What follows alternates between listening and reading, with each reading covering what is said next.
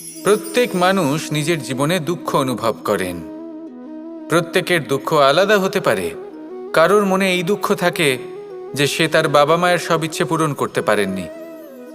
কেউ এটা ভেবে দুঃখ পান যে সে চিরকাল সদাচার করেছেন, সৎকর্ম করেছেন, কিন্তু তাও তাকে দুরাচারী বলে মনে করা হয়।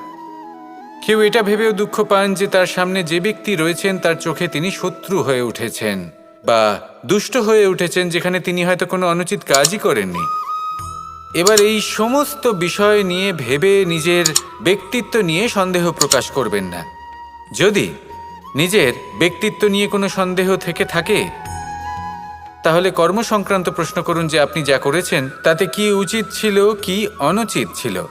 যেটা প্রয়োজন সেটা এটা বোঝার যে আপনার অন্তর্মন, আপনার বিবেক আপনাকে কি বলছে, আর আপনার অন্তর্মন আর আপনার বিবেক আপনাকে যেটা করতে বলবে শুধু সেটাই করুন।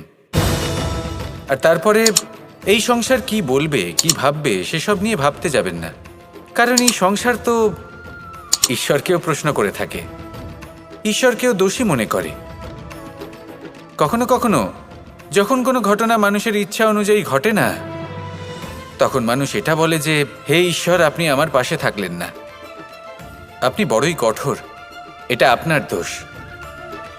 যেখানে বেশিরভাগ সময় হয়তো সে নিজেই নিজের কর্মফল ভোগ করছে, আর কখনো কখনো ঈশ্বর হয়তো তার জন্য আরো ভালো কোনো পরিকল্পনা করে রেখেছেন, কিন্তু মানুষ সেটা বুঝতে পারে না।